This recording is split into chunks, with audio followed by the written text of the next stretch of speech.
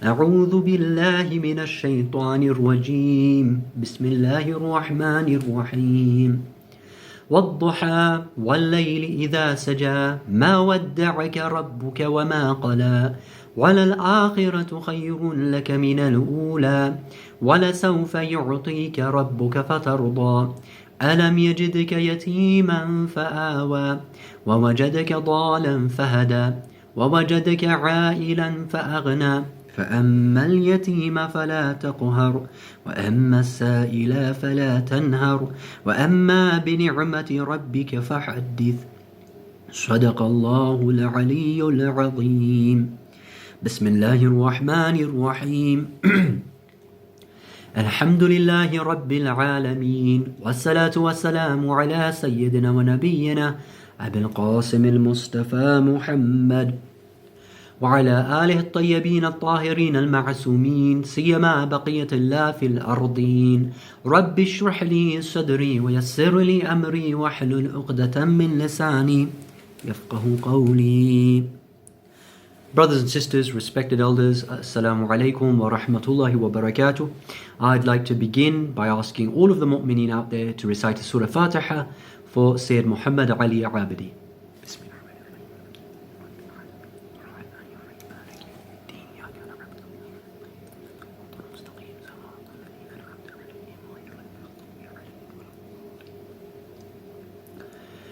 Usually when I give a lecture, I give a lecture with my audience in mind, and I guess I'm still doing that today. But today is a little bit unique because I wanted to give this lecture to all of you guys out there, but also to myself. And the reason for that is because you have dips in your spirituality, and when I've spoken to you get certain spiritual kind of mystics, and you can ask them questions. It's one of the great advantages of being in the holy city of Qom. And I asked him about this, and he actually said that it's completely normal, and even some of the greats go through it, right? And so what we have to understand is our spirituality is like waves, and sometimes it will be high, sometimes it will be low, sometimes it will be high, sometimes it will be low. The idea is to pick up on when it's going high and try to take it higher. And when it goes low, it will go low, but let it go as less low as possible. And the trajectory of this wave should be upwards. Okay. The topic that we're going to be discussing, the topic that we're going to be discussing is about Salaah, the most important duty in Islam. This is something that I often ask youths. I say, what is the most important duty of Islam? It's not Hajj, it's not Zakat, it's not fasting, it's not Khums, it's not Zakat. It's not any of those things. All of those things, of course, are very, very important. But the single most important thing is Salah. And everything relies on the Salah. So that's what we're going to be discussing today. And I'd like you all to bless this discussion, with a loud and boisterous salawat ala Muhammadin wa ali Muhammad.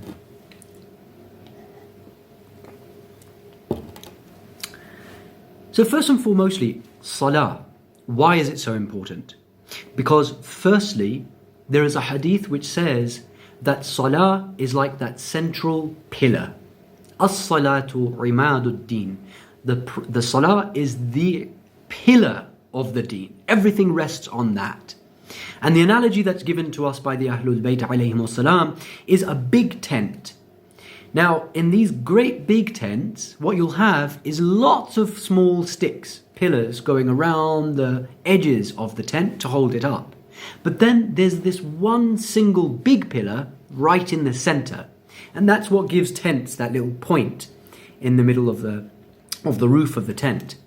That pillar is Salah. If that falls, then the other little pillars don't matter anymore. They just become irrelevant. Okay?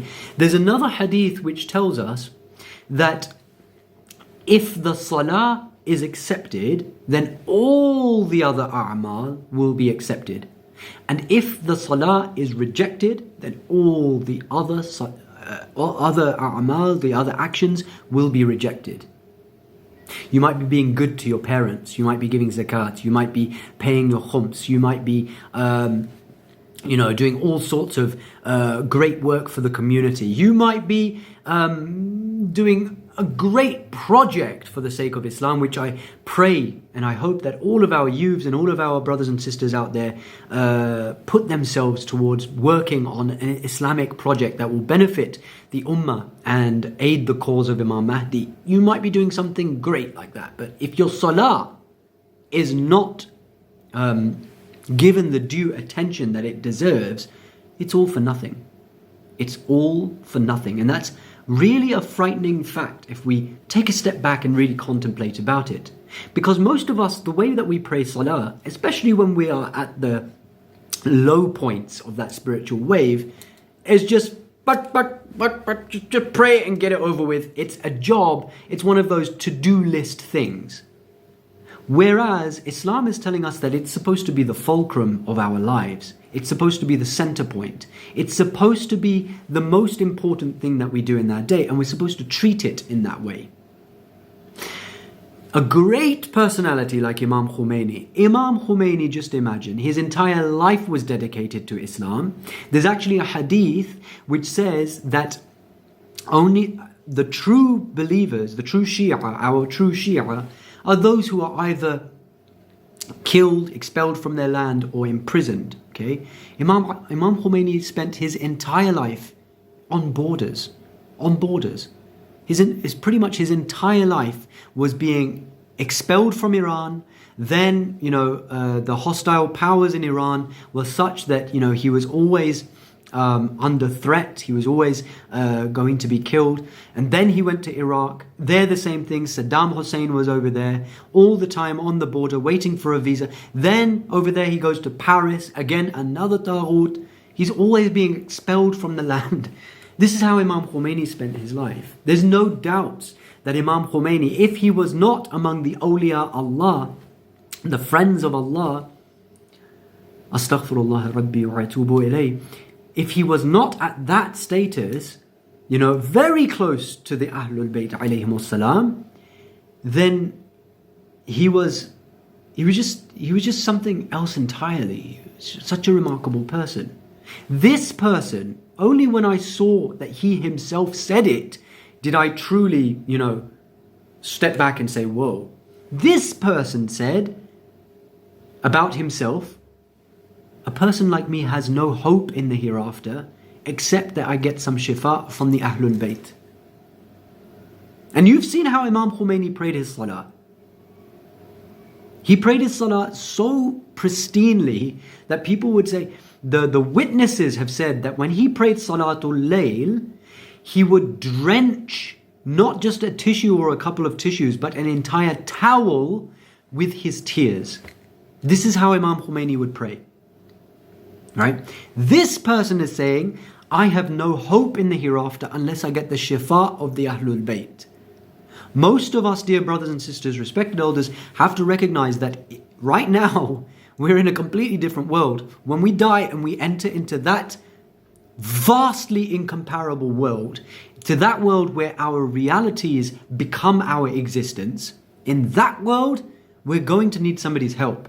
In that world, when our actions are very, very less, and we see that we are in utter need, otherwise we are simply going to fail on those pivotal steps across the bridge of Sirat, when we see that the hellfire is so close to us that we could fall into it, right now all we can do is imagine, but the realities that unfold over there, we are going to be crying out for some sort of help from somebody. We are going to need that shifa of the Ahlul Bayt. They are the ones who are going to do shifa for us. As a side note, Sayyidah Ma'asuma of Qom is a personality who I greatly, I don't give her the status that she deserves.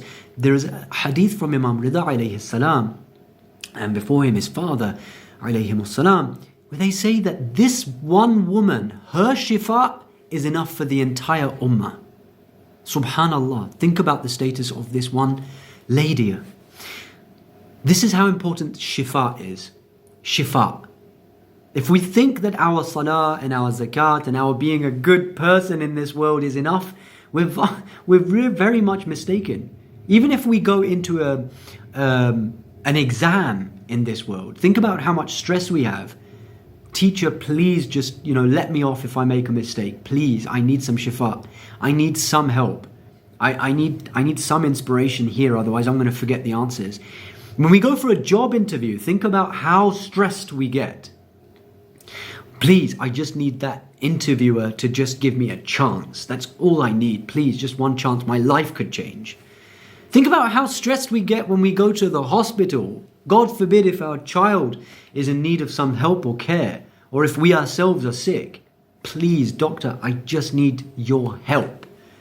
Right? This is not separate from the help of Allah. We have to recognize that Allah is helping us through the teacher, through the lecturer, through the doctor. Okay, but this stress that we feel in this lowly, temporary dunya is nothing compared to the stress that we're going to feel over there. And that desire for somebody to help us, that innate need, that we need the help of somebody sent by Allah to help us, is going to be incomparable to what we feel over here. That shifa is everything for us, dear brothers and sisters, respected elders. Why am I saying this? Because first we have to recognize what that shifa is. Then the hadith of the Ahlul Bayt, where they say, our shifa will not reach the one who takes his prayers lightly, will truly have weight. Just imagine that. The Ahlul Bayt alayhimus salam are not saying, our shifa will not reach the one who rejects his prayers. That person actually doesn't have any hope in the hereafter. Or if they do, I don't know what hope they have. No, it's the person who takes his prayers lightly. Even if you're praying it, but you're thinking, it's just salah, just get it over with. Which is something that I do all the time. We cannot afford to do this, dear brothers and sisters, respected elders. It's something that is so detrimental. Think about how detrimental it is. The Holy Prophet, the Quran itself refers to him as what? Rahmatul lil alameen. He is a mercy for the worlds. Nobody loves you more than the Holy Prophet. Nobody loves you more than the Ahlul Bayt. Or at least the potential for them loving you more is way more than even your own parents. They themselves are saying, our shifa, we're not going to help you in the hereafter. In fact, in another sense, they're saying we can't help you in the hereafter if you've neglected these prayers.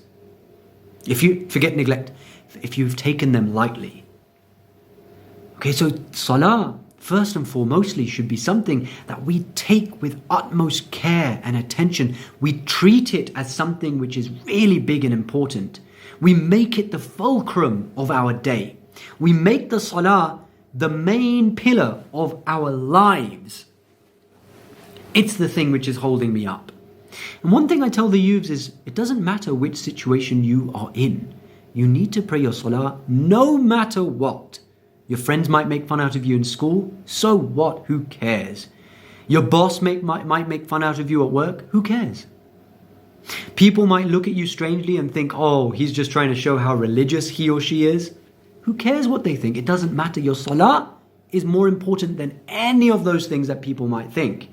There are certain situations that you might be in, dear brothers and sisters, where you might convince yourself that if I pray salah in this situation, it's not going to be good because people are going to think bad things about the religion. How many times have we been in this situation? We might go to a theme park, for example. We might go to, Allah might drag us to some of the worst places. We might be in an environment where people are drinking alcohol. There might be an environment where we're listening to haram music, or at least haram music is being played in the air. For whatever reason, we find ourselves in such a bad situation, an evil place. And we convince ourselves, you know what, I'm going to pray salah when I go home. No. You're supposed to pray salah when Allah tells you to pray salah. You do not have the right as a human being to neglect this noble and sacred action. Pray it wherever you are, whenever you can. I want to give you a practical example here. I had a friend, and we got really close. He was a good friend, alhamdulillah. But his lifestyle back in the day was terrible. Something that most of us would find horrendous, like unimaginable. And I'm talking drugs, I'm talking about nasty celebrities. He was surrounded by this kind of a culture, pop music everywhere, alcohol everywhere. In that situation, what would he do? He still had a reputation as one of them to uphold, so he would secretly go to an office or a room and pray. The rest of his time he was doing haram things. I don't know, I don't care, I don't want to know.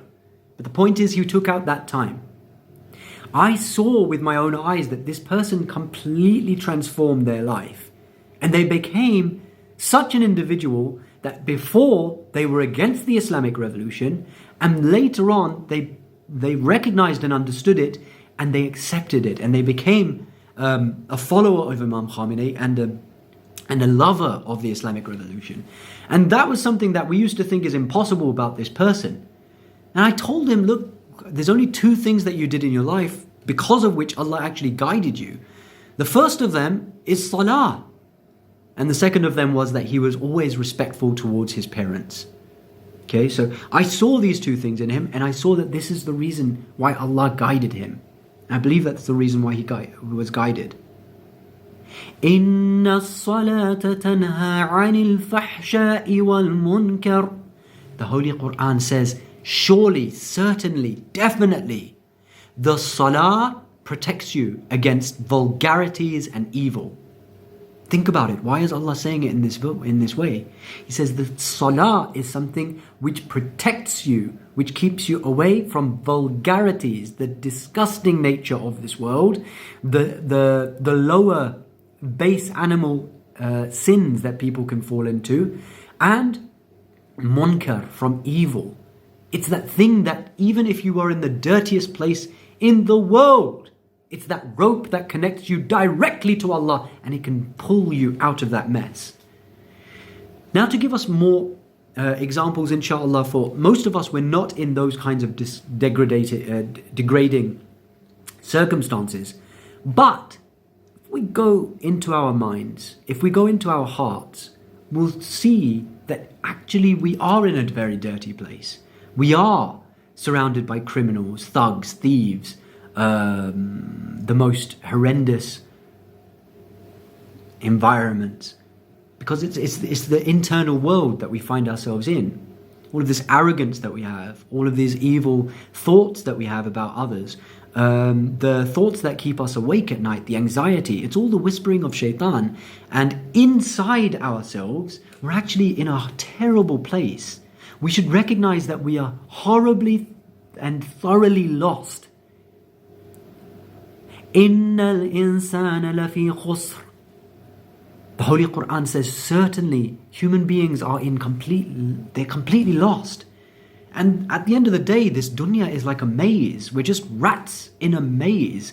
We are completely lost. We see some cheese there, we run towards it. We see some fire there, we run away from it. It's like a great experiment. And Allah is not the scientist of this experiment. It's actually shaitan. He is the evil scientist who has dominion over this dunya to the extent where the Quran actually says he sees you from whence you see him not. This matrix that we find ourselves in is in a way being controlled and manipulated by shaitan. He has powers that transcend our very, very basic human understanding. He whispers to us from a place where we don't see it, and these whispers are continuously affecting us. Right? Ultimately, alhamdulillah, we should recognize that Allah is ultimately in charge, but we also need to recognize that we are in a place where we need something that can overcome all those evils that we find ourselves surrounded by. Salah is that rope which will take us out of the darkness into the light, or rather the darkness is into the light, because there are multiple paths other than the path of Islam and the path of spiritual upliftment, and there's only actually one right path. If you look at your life, you'll notice that there are many different choices that you can make in certain situations. Actually, only one of those choices will be the right answer. It's like a multiple choice, and in which, three of the answers are going to be incorrect, and only one of them is going to be right. It's that sirat al-mustaqim that we're actually looking for, and that's why no salah is complete without saying ihdina sirat al-mustaqim. Guide us to the right path, the straight path. Without recognizing that we are in utter darkness and in need of Allah's guidance at every moment of our lives, we're not going to truly benefit from the salah, because that is the main and pretty much the only dua without which the salah is just incomplete. You need it. He is hudan lil muttaqeen. He is the guide, the Quran says, the guide for those who are muttaqi, for those who have taqwa. The final point that I want to make about the salah, obviously there's so much more to be discussed, but I've actually run out of time here. The final point that I wanted to discuss is about the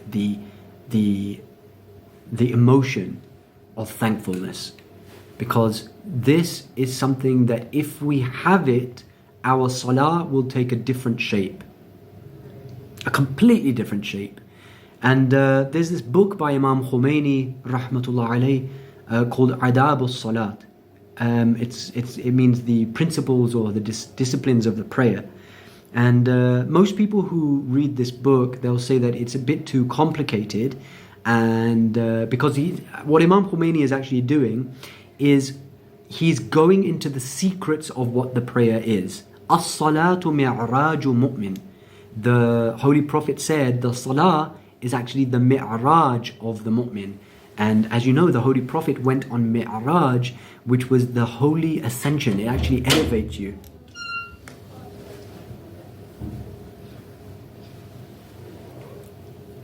Hey. Hi, Daddy. Hey, baby. Hey, is that you? Yeah, that's me. Is that Daddy? This is why I said I'm out of time. Yes, Musa, go sit over there or something, okay?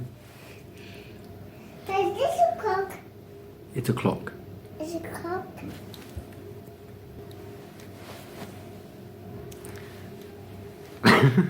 Okay.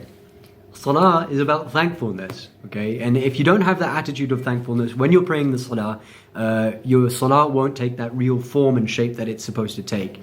And this is something that you can quite easily experience for yourself. If you actually approach the salah with the attitude of thankfulness, it will completely take you on a journey. It will take you on a journey, and that's the journey that Imam Khomeini alludes to in Adab al-Salat, and he goes into a lot of details. Lots of people, they say that it's too difficult. I would say no. If you really want to know what the true salah is, how it is the mi'raj of the mu'min, you need to go to a deeper book. These the basics of Islam should have been cleared to us by now. You know, we know how to pray it, but we don't know how to pray it. Like truly how to pray it and what we're supposed to accomplish through this salah. The salah is something that the greats, they say that every salah should transform you. Every salah should make you into something different. Imam Khomeini says that the salah is the apparent form of it is just the apparent form. It's a person bowing, person doing sujood, and they all look the same. If you compared our salah, my salah to the Holy Prophet's salah, astaghfirullah, but if you compared it, it would look exactly the same. But it's what's happening in the internal world of the mu'min that matters greatly. Okay, so another thing that the salah does is it gives you visions into reality. So I want to quickly give you this example, and you can see that I'm speaking faster because the kids. There is this person who was praying the salah, and what happened is he was beginning to get those visions. He was given some great advice and he applied that advice. By the way, that advice was nothing special. It is precisely what we're talking about. Having this attitude of thankfulness, being sincere in your prayer, praying only for the sake of Allah. And what happened is he would actually start to see visions of the realities. So he was praying in Jamaat, right? And when he was praying, he could see the Imam of the prayer, right? The person who's leading the Salatul Jamaat, the Jamaat prayers. He could see him just running this way and running that way and running this way and running up and running down. After the salah, he asked him, why were you running this way and that way and this way? And the Imam of the prayer, he suddenly covered his mouth. He became really shocked.